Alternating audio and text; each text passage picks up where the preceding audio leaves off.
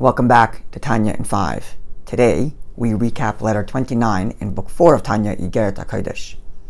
In a number of places, our sages extol the virtues of studying Jewish law beyond studying other parts of Torah, the inspirational parts of Torah, the analysis of Torah. They praise the virtue of studying Jewish law specifically, referring to it as the crown of Torah, describing how one who engages in the study of Jewish law, halacha, is guaranteed a share in the world to come, and other such praises. In this letter, the Alter Rebbe explains on a mystical level why it is that Jewish law takes such primacy over studying other areas of Torah. And he explains, one of the most deepest experiences humans have is delight, pleasure. We take great pleasure in certain things, and there are certain things that cause us pain. This fact, that we enjoy certain things and others cause us pain, motivates a lot of what we do. We want that which gives us pleasure. We want to avoid that which causes us pain. We study and we read things that bring us pleasure. We think about that which gives us pleasure. We talk about it. We act upon it. The beginning of this stage is the delight. I enjoy something, and that causes the want for that thing, the desire. Pleasure, desire. And so it is with the divine, but on an infinitely greater scale, considering that God himself is infinite. There's the divine delight. There's the sweetness, the beauty, the joy of the very beingness of the divine. Now that, of course, is well beyond any created being, even the loftiest of souls, to enjoy, because we're talking about the infinite God and the infinite delight in the infinite God. And so God packages his delight in a desire and says, in these acts, in these mitzvahs, in the things you do here, that's the access point to my delight. Just like our delight, our desire is packaged and expressed in things we want, so it is the divine delight is packaged in that which God wants, namely the fulfillment of such and such mitzvahs and such actions. And thus, the mitzvahs become the vehicle, or in the words of the Alter Rebbe, the clothing, with which the soul can then go to heaven after it departs from this body and actually take delight in the divine.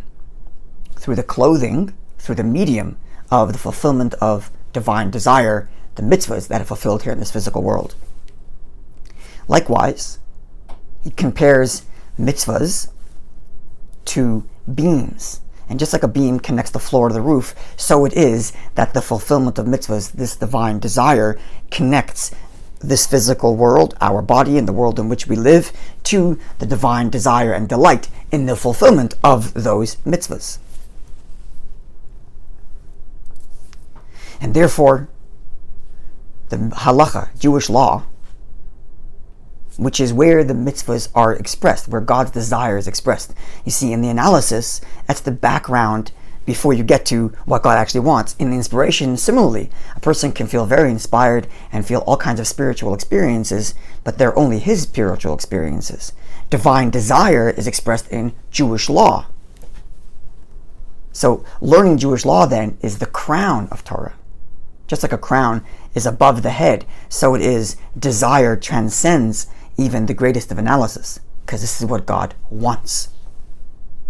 And thus, says the Alter Rebbe, the Zohar tells us that a Jewish soul must go through a number of reincarnations so that it can fulfill all 613 mitzvahs. And in that way, all 613 parts of the soul can put on the clothing and connect with the very delight of the divine itself.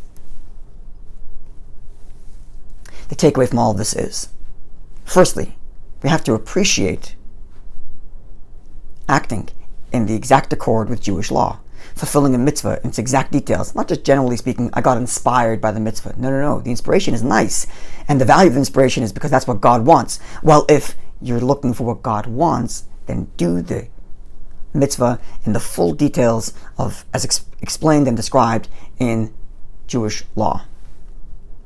Number 2, I think it's important to point out something interesting. The Rebbe, our Rebbe, instituted a system of learning Maimonides' Book of Laws. Now, I cannot know all of the Rebbe's thinking in when he established this learning system in which we learn every day a little bit of Maimonides' Code of Jewish Law. But we might suggest that considering that Maimonides' Book of Law is the only book that covers all 613 mitzvahs and is the only book to include the details of every single law of Torah, we might then make the case that because the Alter Rebbe here says every soul must connect with every single mitzvah by studying the laws as they are in Rambam, following the Rebbe's system of daily learning, one connects every single part of them, all 613 parts of the soul, to every single part of Torah by studying the laws of all 613 mitzvahs.